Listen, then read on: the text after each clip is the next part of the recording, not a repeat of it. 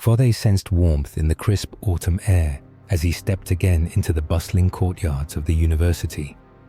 Morning sunlight filtered gently through amber-colored leaves on ancient trees lining stone walkways, golden hues dancing upon scholars deep in spirited discussions. Familiar laughter echoed between carved spires and arched doorways as groups of young students eagerly exchanged newfound knowledge.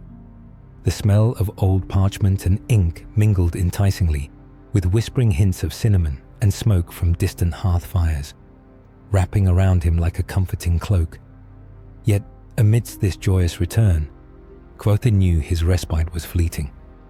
On the steps of the archives, he spotted Simon and Wylam, his beloved friends whose warm smiles lifted his spirits.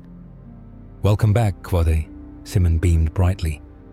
But their reunion was immediately shadowed by the arrival of Master Eladin, the enigmatic professor of naming, whose wild eyes sparkled mischievously.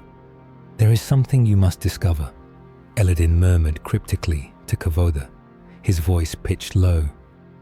Inexplicably, Eladin handed Kvothe a strangely marked key, carved with symbols of forgotten runes. "Find the door that matches this, and perhaps you'll understand your true name."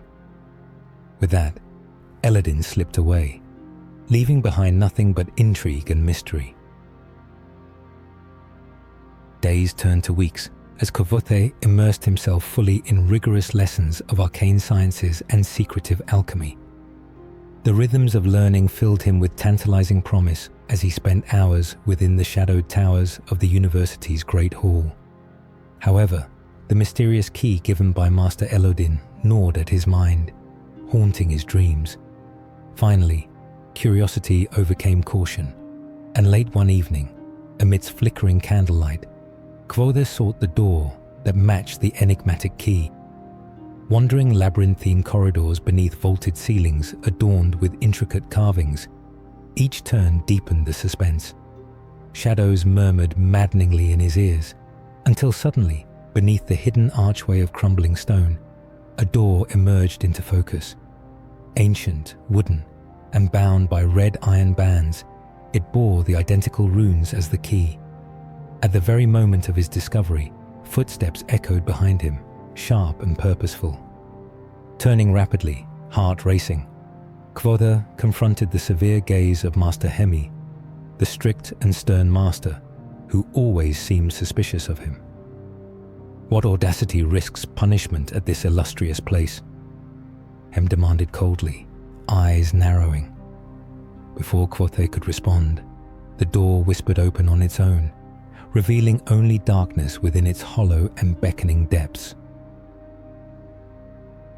Autumn's golden light cast gentle warmth upon the university grounds, lending colorful magic to the sprawling ivy-covered walls. Yet Kvothe barely noticed the beauty around him, his mind preoccupied by darker thoughts. His coins had grown thin, his patience thinner still. Each night drifted into troubled dreaming. Each morning brought fresh tension from hushed whispers and side glances exchanged behind his back. Ambrose's shadow loomed ever larger, spreading malicious gossip like tendrils of poisonous ivy. On one particularly crisp autumn evening, Kvothe sat alone under a gnarled oak, strumming softly on his lute to calm the turmoil stirring inside. It was there, beneath twilight skies ablaze with stars, that Simon and Wylam approached silently, their faces hidden ominously behind lowered hoods. They brought disturbing news. Someone had stolen Kvothe's treasured loot case, a blatant message intended to provoke and humiliate. Heart pounding, Kvothe realized this time he could not simply ignore Ambrose. A confrontation was inevitable, stakes rising sharply as their rivalry twisted deeper into dangerous territory. The tension simmered into clear anger and desperation. Kvothe spent endless evening hours in the archives, poring through texts for methods to defend himself against Ambrose's increasingly brazen sabotages, but answers eluded him. One chilly night, fatigue weighing heavily upon him, a delicate note slipped into his hand, led him mysteriously back to the rooftop gardens beneath glittering stars. Expecting a reckless confrontation or another trap set by Ambrose, he was stunned to discover Denna awaiting him, wrapped in velvet and starlight. Her eyes shimmered mysteriously in moonlight, and she softly warned him. Ambrose planned something darker, Kvothe. Be very cautious. Before he could question her further, the quiet air was shattered by footsteps. Guards appeared from the shadows, weapons poised accusingly toward him. Someone had cleverly framed Kvothe, leaving evidence unmistakably pointing towards him. Denna's frightened eyes caught his one last time as the guard seized him, her words echoing hauntingly into the night as he was dragged away, betrayed and accused unjustly beneath the cold, distant stars. Kvothe set out at dawn, the crisp morning air humming with forgotten magic and infinite possibilities. Roads stretched languidly ahead, threads of silver beneath an amber sky, and every step drew him closer to Severen, a city wrapped in legend and intrigue. His lute nestled safely at his back, a familiar companion, and every night by firelight he would weave melodies through rustling leaves, enchanting strangers who shared brief campfires beneath star-strewn heavens. On the third evening, beneath the gnarled branches of an ancient oak, a mysterious storyteller joined Kvothe's makeshift circle, speaking softly of hidden powers that slept beneath earth and stone. The man's eyes gleamed with wisdom older than the forest itself, dropping hints of secrets Kvothe deeply craved. But when morning broke, the storyteller had vanished, leaving only an enigmatic copper coin etched with unfamiliar symbols and deeper whispers of magic to be uncovered. Puzzled yet intrigued, Kvothe pocketed the coin, pressing onward, his heart becoming a compass, guiding him toward mysteries yet unseen. Arriving at last to Severen, Kvothe's senses flooded with wonder and apprehension. Massive stone gates swung wide, venerable and imposing, welcoming and watchful all at once.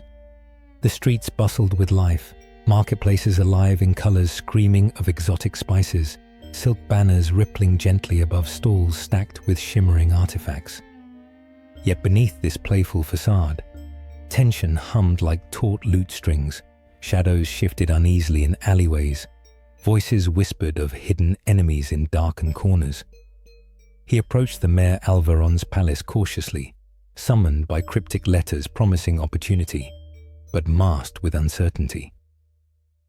In the candlelit chambers, the Maer Alvaron awaited, a dignified figure draped richly in velvet of deepest azure, silvery hair cascading over strong shoulders, eyes deep and calculating, full of cunning curiosity. As Kvothe bowed respectfully, the Maer smiled enigmatically. "I have awaited your arrival with great interest, Kvothe," he said smoothly, voice rich with authority and veiled threats. "Planned, your journey has just begun." Before Kvothe could reply, guards burst through doors in frantic confusion, urgently whispering into the mayor's ear. Alvaron's calm facade instantly wavered into a troubled frown as he turned to Kvothe, voice no longer calm, but sharp with sudden alarm. "It seems your introduction must wait. There has been an attempt upon my life, and all signs point to you." Kvothe entered the grand hall, candlelight spilling gently from the lofty chandeliers onto the polished marble floor like pools of liquid gold. The air was fragrant, with aromas of lavender, eucalyptus, and smoked incense, casting an enchanting spell over everyone present. The Maer Alvaron, dressed impeccably in silken finery, nodded subtly from his throne, signaling Kvothe to approach discreetly. Festivities played on, the music mingling softly with whispered conversation. Amid the splendor, Kvothe navigated gracefully, carefully taking notice of each watchful eye and malicious smile hidden beneath velvety friendliness. Dressed smartly yet modestly, in dark blues and greens, he was ever aware of his outsider status. Then he glimpsed Meluan, radiant with elegance, her eyes thoughtful yet unreadable. She noticed Kvothe's gaze and offered a brief, enigmatic smile before vanishing among the dancers. Later, in private chambers illuminated only by a small fire, the Maer revealed the perilous core of his concern, speaking hushed words dense with conspiratorial tension. "Severen grows dangerous," the nobleman muttered gravely.